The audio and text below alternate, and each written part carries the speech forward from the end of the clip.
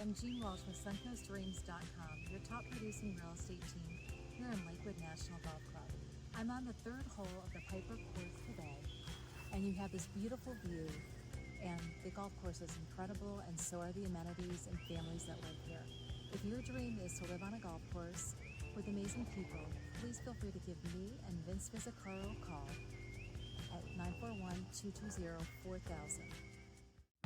Hey everyone, you're listening to Party Time, My Golf Story with Kevin Walsh, and whatever special guest he has today, you can check me out on episode 9 of the podcast. Today I'm wearing Grayson clothes while I'm out practicing because I believe in look good, play good, and follow me on Instagram, Sophia Warren Golf, and hope you enjoy the rest of the show.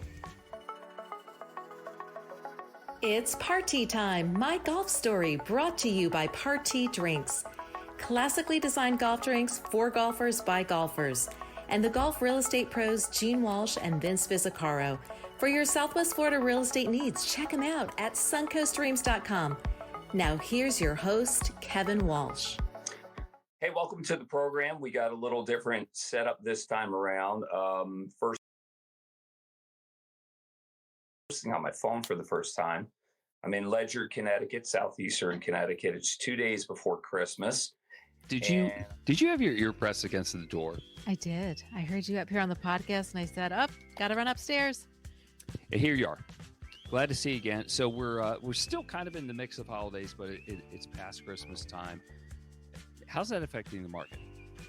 Well, there was a little bit of a slowdown, I would say the week before Christmas. But in between, we've had people buying and selling. So we're pending on a condo in Lakewood National. Very excited for our sellers. And it's still a busy time. So I'm excited about the new year and what's to come. So whether it's a late Christmas present or just a way to start the new year, it's a good time to be shopping around, or just all that's involved with real estate. Absolutely. And the great thing about the market here in Florida and Southwest Florida is that we have inventory. And we have new construction, and we have a lot of choices for buyers, which I know is very different in other parts of the country. So many of our buyers, they're coming from the Northeast, they're coming from the Midwest, they're coming from all over, where their housing markets have very limited inventory, and it's hard to put deals together, while they come down to Florida and they see that they have choices and can usually put a deal together pretty quickly. That's cool. You got any particular houses still in your pocket, still on the table up for grabs? I do. We're doing photography tomorrow on a new home, and that will be coming soon in Lakewood National. It's a smaller home, gorgeous view of the water, and it has a beautiful pool too. So I'm really excited about this listing. Jean Walsh, SuncoastDreams.com. Thanks, honey. Thank you. Christmas. And I'm with my family for the holidays, but I'll be back in Florida late Christmas Eve. By the time you're seeing this program, it'll be the week after Christmas. So I hope you had a really good Christmas. It is 9 degrees in Ledger, Connecticut right now. I can't wait to get back to Florida, but enjoying some time with the family. This is round 2 with Dr. Bob Winters. He is the confidence coach, or the confidence doctor, and he was by far one of our most popular guests before.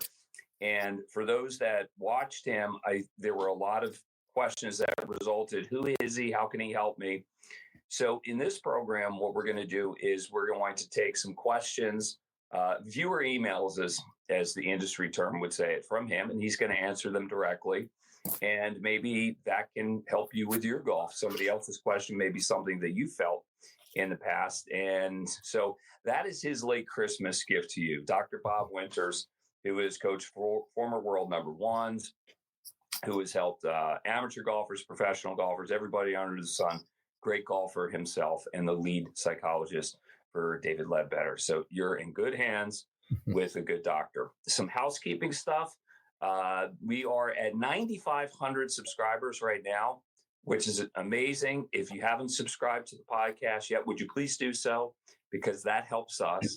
Like the show, write some comments about the show, and share it with a friend, because that's how we grow and satisfy our sponsors. Want to send a big shout out to my buddy Skip at Skip's Marina in Inglewood, Florida. As most of you know, the hurricanes were devastating to the southern shores of the Sun Coast south of Sarasota. Skip's among them, and also around Inglewood and Port Charlotte. But Skips is open, the marina is open, and the backyard, which is a great place to get something to eat and something to drink, that's open as well.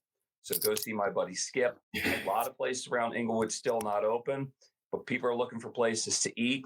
He supports Party Drinks, so support him. Speaking of Party, title sponsor of this, if you're looking for a drink alternative on the golf course, try Party. I think you'll like it more than beer and some of those hard seltzers.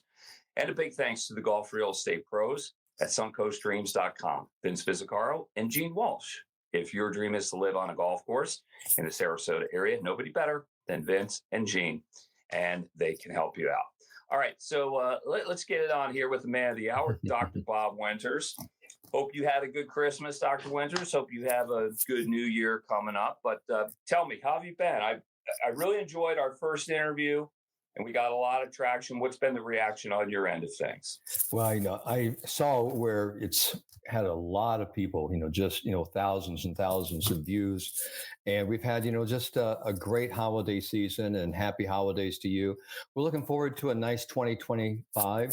And this is sort of my belated Christmas gift to all the viewers and listeners out there. So great to be back with you, Kevin. And we're going to do round two. And I'm kind of looking forward to answering a lot of these questions, from our interested viewers. Okay, cool. So let's get it going with that. All right. Let's start you off. Robbie from Lakeland, Florida. I think you know Robbie. It's Robbie Davis, the the golf coach at Florida Southern. Sure. He recently had a bout with shaky hands while putting. What's something that he or others that maybe have that nervousness in their hands, what can they do to subside the shaking? Well, knowing, Coach Davis, and knowing, a lot of golfers who have played for a long time competitively, a lot of people ask, is this sort of a precursor to, the affliction known as the yips? And what we know is that, and I'm not saying that this is really what Robbie has or people with shaky hands have, but, mostly the yips are mostly psychological. I've been sort of this big task force for the last 20, 25 years, looking at, focal dystonias, along with some great people from the Mayo clinics, like Dr. Ainsley Smith, Dr. Bob Warren, Dr. Debbie Cruz from Arizona. There's a lot of different people. And the one thing that we know about, focal dystonias, the yips, is that, you have two types. And I want to talk about the yips, and I'll get back, to Robbie in a second. But you have type 1 and type 2. Type 1 yips are almost like type 1 diabetes. Has to be treated with insulin, has to be treated with medication. Type 1, it's organically based, it's neurological, neurophysiological. It's a co-contraction of the muscles of the hands, fingers, and forearms. And type 2 is mostly psychological. And I talk about ASD, it's acute stress dysfunction, is that people have the fear of missing.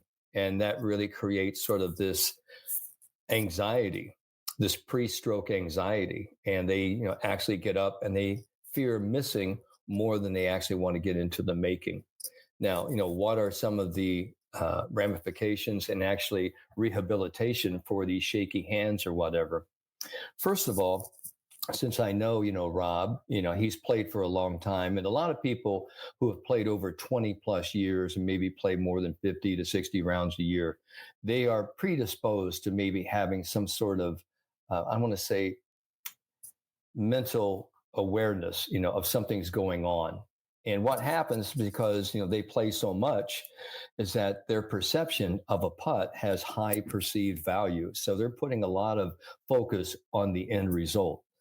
So one of the things I'm always trying to help people understand is that if you can get into the process of good putting and quit worrying about the outcome, you eliminate a lot of this outcome anxiety, whether the putt goes in or not.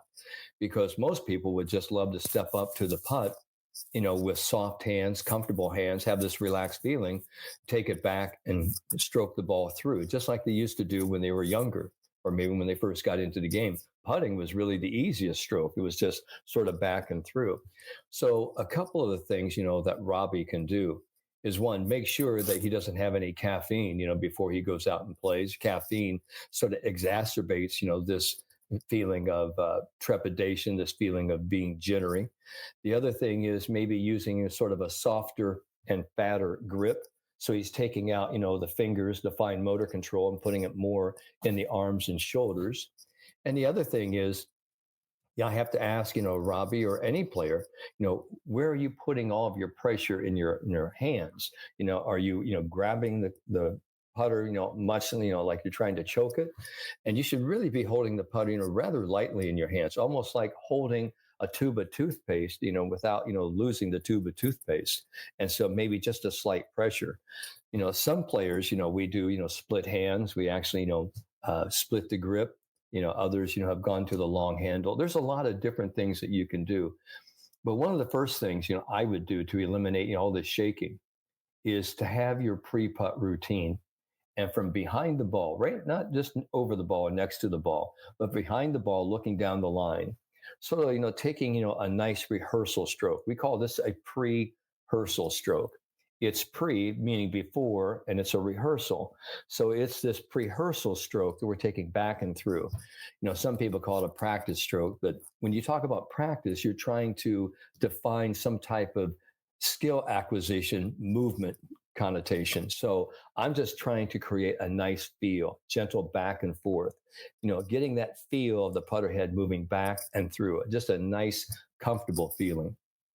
So that when you step into the ball and you actually aim the putter, you look down the line at, the hole, so you can get sort of your distance and direction judgment.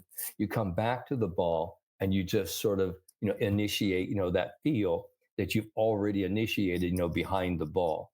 So we're really talking about stepping in and actually making a stroke that's very similar to the one you just made 6 or 7 seconds earlier. So, those are some thoughts for Robbie. It's almost like part 3 of it with not so much a care about the results, but it's just boom, boom, step in just like you did. Yeah, it's sort of, look and respond instead of actually sitting over the putt and giving yourself this conscious deliberation. Oh, I have to make this. This is the big putt. This is for, my birdie, or this is for my par. This is for me breaking 80. So when you have, that outcome focus, it puts a lot of internal pressure. And pressure is defined in putting as tension. It's tension in the hands, in the arms, in the shoulders, in the neck, and especially in the face. And one of the things I always tell players, if you have a really big putt, open your mouth, loosen your jaw, and that releases, these neck muscles that kind of flows right down into your hands and your forearms. So, open your mouth, just breathe normally, and just take a look at the putter and come back and through. But, those are some things I would suggest, to Coach Robbie. Okay, that's an interesting thing, because that's sort of like dovetails into my next question. Didn't know that about opening the mouth and loosening the jaw. This is my question. How do I control my breathing to better stay calm under pressure? I just read a book about breathing and said, always breathe through the nose. What are your thoughts on that? Well, I've done a lot of work, with breath coaches and NeuroPeak, and, they actually have, this monitor where you actually sort of breathe and it sort of regulates your breathing. But, one of the things that we know through, stress reduction exercises is something that the Navy SEALs use, and that's box breathing. And box breathing, is sort of, you go up into this box. So you take in, you breathe in through your nose. Now, a lot of people want to breathe in and they have like this high upper diaphragm breath. They bring their chest up. That's not really what great yoga-like or Zen breathing is. It's sort of letting your tummy come out. Like, little kids, you see little kids with their tummies out. When you breathe in, you should actually have your tummy coming out. So when we breathe in maybe to the count of 3 or 4. We breathe in 1, 2, 3, 4. Then we'll hold it for 3, and then we'll let it out. Exhale 1, 2, 3, 4, and then we'll actually breathe in again 1, 2, 3, 4. Let it go, and then just start the process all over again. And that's a very easy way to actually calm yourself down long before you even step into the putt. But something I learned working with archers and marksmen, shooters on the range, was something called down at the very bottom of the breath. It's when you really want to release the arrow or shoot the gun. So when you're over a putt, you're kind of looking down the line and you're breathing. breathing through your you can breathe through your nose and mouth, but you can breathe through your nose and just let the exhalation come through your mouth. The reason why we keep our mouth open is that a lot of people, when they get over a shot, they tense their mouth, they tense their jaws, and this TMJ joint here, when you tense that up, it tenses all these neck muscles here and tenses it here in the upper shoulders, and it really creates a very robotic mechanical stroke. So the more you can just kind of let your breathing breathe itself, and just kind of taking a nice little breath in through your nose, and then when you come back, your eyes back to the ball, you kind of let your air just come out, and right at the bottom of your breath is probably when you should actually be initiating that stroke, because that is really what we call the still part of the shot. Yeah, It's I can very feel still. it. I can feel it now, like imagining it and feeling it. Like, Yeah.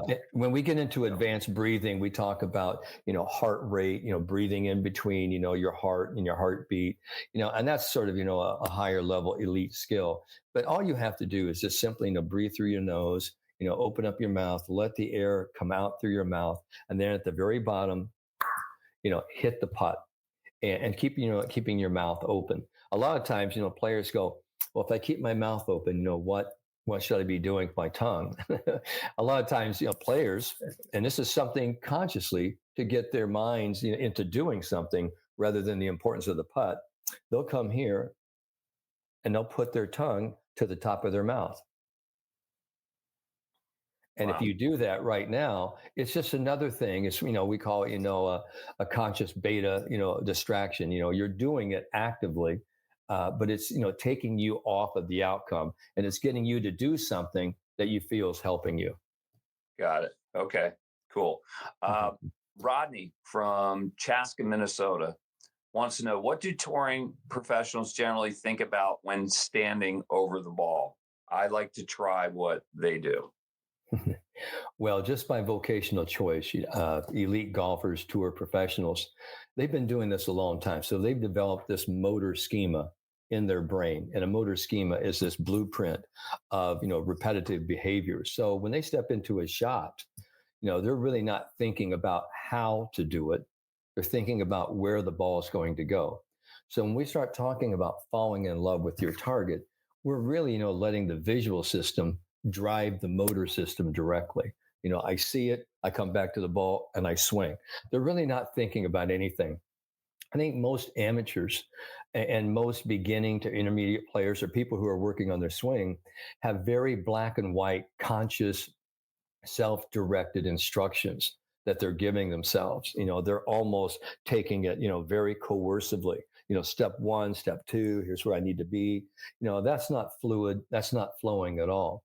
And so, the great pros, when they actually step up there, just through, practice, repetition, habituation, they're looking at the target. They're really not thinking about anything other than the ball going to the target. Now, I've had several players that say, I need something. I need training wheels. I say, okay, Kentucky Fried Chicken, great franchise, used to have, marketing device, and their slogan was, we do one thing well. And we do this, we fry chicken. The same thing with golf. If you have, one key, one cue, one thing that you want to do, this is the feel. If I feel like I can actually pull through and swing through the ball to the target, that's the one cue that you want to have. But, the brain only needs one thing. You don't need 4 or 5 things in the brain. Just give yourself one thought. It could be an image. It could be a mechanical cue. It could be sort of a feel or tempo. But that's really what the tour pros are doing. They're swinging this feel that they have rehearsed over and over through practice and repetition to actually just swing that feel to the target. And that's really what movement and trust and confidence is all about. It almost sounds like casting a fishing rod. You just look at the target and you throw it. And if you're any good at it, if you've done enough, you hit the target.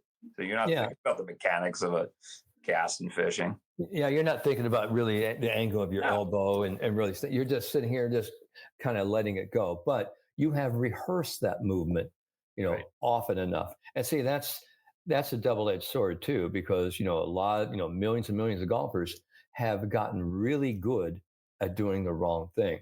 So they're creating negative behavior every time they step up to it. So it's important, that you actually get your skill set correct and then, rehearse that so that you can trust it and then you don't have to think about it when you're playing. Good muscle memory, not bad muscle memory.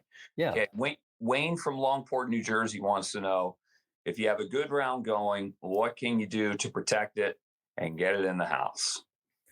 That's a great question, Wayne.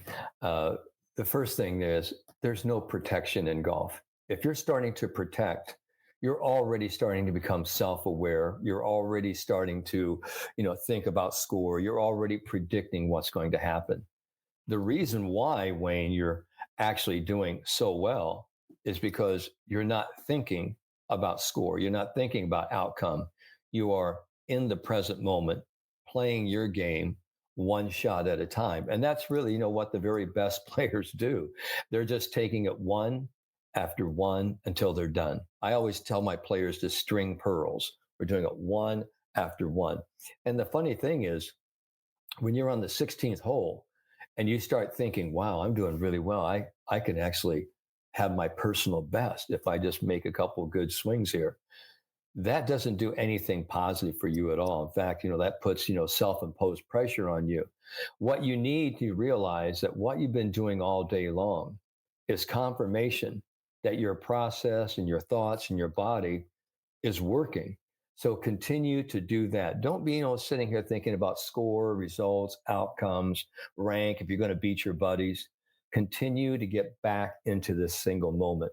And that's why a lot of times I will have players, and I'll pull one out right here. I'll have them, wear, like a rubber band. And it's just like a little rubber band here. It could be a big one, it could be a little one. And I'll have this here. And when a person, starts to self-reflect, or someone says, hey, you're doing really well today, keep it up. So a lot of people, human nature, go, wow, I hope I can keep it up. I hope I can bring it home. You need to remind yourself, hey, it might be the good intentions of others, and they might be saying, well wishes, but it kind of puts a little extra pressure on you. What you need to do is you need to take that little rubber band, pull it, snap it, and remind yourself, hey, what I've been doing has been working all day. So I'm just going to continue really what I'm doing. It's much like I've always told a lot of my players, I said, what's your favorite ice cream flavor? And if they tell me vanilla, I say, good. You want to, keep it vanilla all day long. Because when you get on the 16th hole, you don't want to be thinking Rocky Road. All right. I need to change flavors. And that's the biggest mental mistake that golfers do. They think they need to do something more, something even more advanced. They don't have to do anything other than continue the process one after one until they're done. Sean Jacklin told me a story about his dad when he was on his way to winning his first British Open, where he was smacking himself in the face to keep himself present, not getting ahead because he was thinking about holding the claret jug. It's a little more extreme version of the rubber band on the. Well, I've had that for so many times. I know that Tom Abbott, and some people who have been, recording, and he's been a good friend. He's always, he's very noticeable about, what, some of the girls are doing on tour.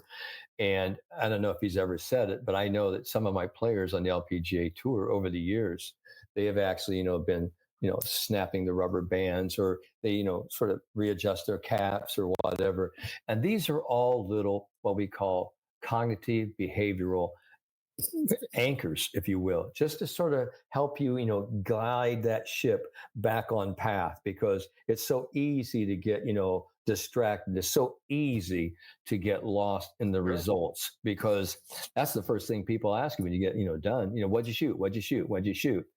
And we need to understand that whole notion about trying to run and chase a score is the worst way to screw up a score.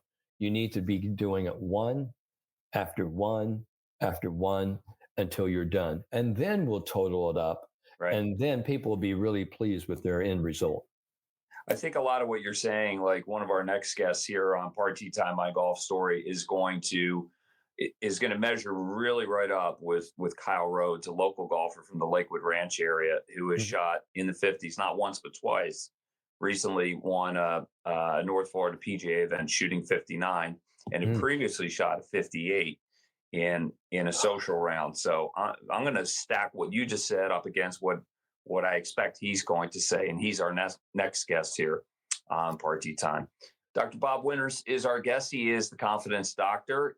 He's worked with world number ones, professional golfers, amateur golfers. Party Time brought to you by Party Drinks. If you're looking for a drink alternative on the golf course, try Party. And if you're looking for golf real estate in the Suncoast area of Sarasota, nobody better than suncoastdreams.com. Gene Walsh and Vince Visicaro from suncoastdreams.com, a division of Fine Properties. Dr. Bob, what are your thoughts about singing a tune in your head during a round? Rich from Fresno, California wants to know, singing a tune in your head or playing tunes on a speaker, which we're seeing more and more from golf bets. Well, Rich, good for you. It's nice to have an earworm. We call them psychological earworms. You got this tune, you got this voice going in your head. I think for a lot of people, it's sort of a pleasant, I don't want to say it's a distraction, but it's something pleasant that you do, and kind of puts you in a happy place, so to speak. And, some players, listen, to some type of music to kind of get them into some type of emotional, some type of mood state. Sometimes they feel they're a little bit too amped up. They need something to kind of bring them down. Others, hear songs to sort of motivate them, to invigorate them. So I think, having an earworm, it's a very, very good thing. I see a lot of, our junior, academy students at the Ledbetter Golf Zone Academy, which I've been affiliated now with for 25 years. I see them now putting in a lot of headphones, earbuds, and listening to music. I sort of worry about that a little bit because I think sometimes when you're listening to music, and if you're listening to the music, you're really not listening to the inner rhythms of your body swing. And you're really not really maybe focusing on your movements if you're really trying to practice and really develop some type of skill, some type of specific body movement there. As far as the live, the warm up, music or whatever, I think that's all, fun. I think it's all good. But what we know now from sports vision, sports science, and sports psychology is that the more distractions that you can throw at, a person, it helps drive that organism into more of a focused cocoon, if you will. And so, when people are really totally focused, and maybe I'm in the visual sensory system, and I'm really focusing on really where this ball needs to go, and I'm stepping up to the first tee, I'm looking down the fairway, and someone drops some clubs behind you, or someone makes a noise or whatever, and you go ahead and hit, and people go, wow, didn't you hear that? No, because you really weren't, there in the auditory system. You were totally in the visual system. And that's really what concentration is. Concentration, a lot of people think, is the ability to focus on one thing. That's part of it, but it's the ability to focus in the sensory system that you're operating on. Kind of a funny story, Kevin. Years ago, I met, Alice Cooper, the rock star, and we became really good friends. And Coop, which I call him, we played, several times together. Really good player, because that's really what he did in between gigs, in between shows. He, didn't want to do any of the other, wild, kooky stuff. He'd already done that, so he picked up golf and became unbelievably good at it. But he was telling me that he has a tournament out in Arizona at his home where they can distract anybody at any time on the golf course, whether it's throwing firecrackers, blowing whistles, having horns, or whatever. And he goes, it's pretty amazing how focused you can get with all of this other, interference going on. And I asked him, I said, what's, the greatest interference? And he said, well, he goes, sometimes it's the unexpected. And I said, almost like silence. I said, silence can be deafening sometimes, is that everyone, is talking, and then everybody, gets really quiet. And now you realize all, the eyes are on you. So I thought that was, pretty interesting. But, there's just a lot of things that people are doing. But if you think about it, if there's someone mowing the grass, or there's a lot of traffic or whatever, and you're playing, that really doesn't seem to bother people. It's sort of that unexpected, chaotic cacophony, that noise that just comes at precisely the wrong time in your swing, and that's sort of really what interrupts. And I remember a lot of people talking about players on the tour that had rabbit ears. I mean, they saw everything, they knew everything. And those people who had rabbit ears were really the people that were easily distracted, and they really weren't playing their very best golf. No, they weren't the best players. That's for sure, because they were looking for problems to happen instead of focusing on results and what they're doing. Dr. Bob, we're getting toward the end. I want to just ask you one final question. Okay.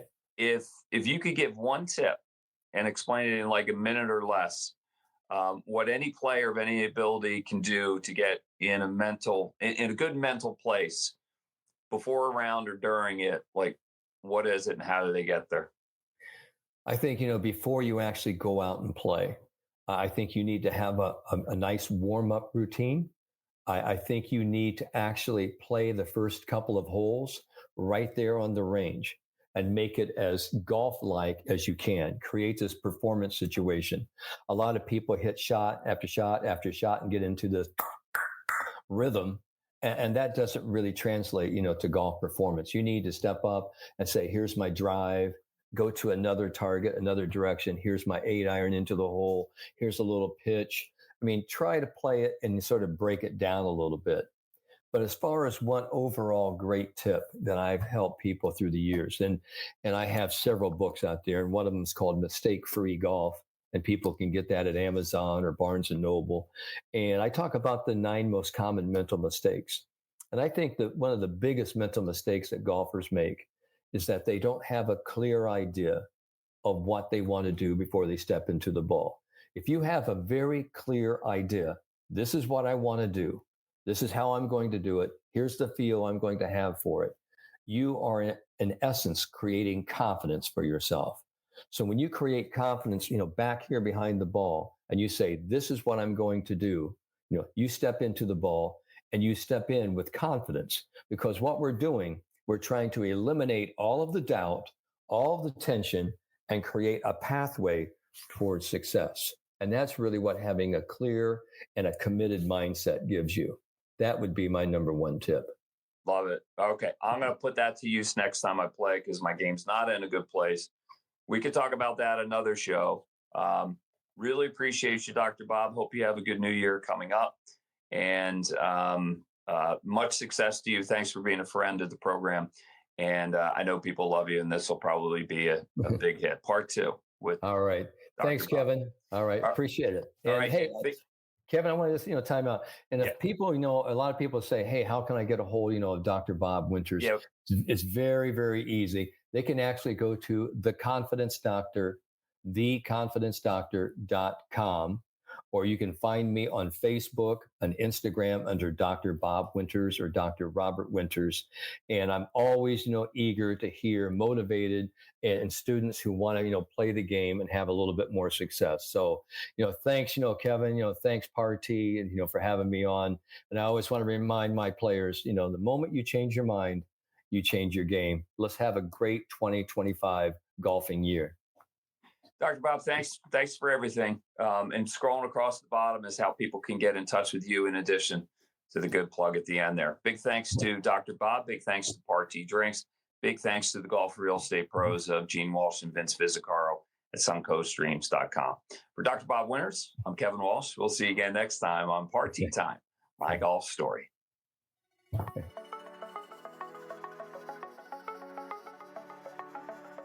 You've been listening to It's Party Time, My Golf Story, brought to you by Party Drinks. Classically designed golf drinks for golfers by golfers, and the golf real estate pros Gene Walsh and Vince Visicaro. For your Southwest Florida real estate needs, check them out at suncoaststreams.com or call 941-220-4000.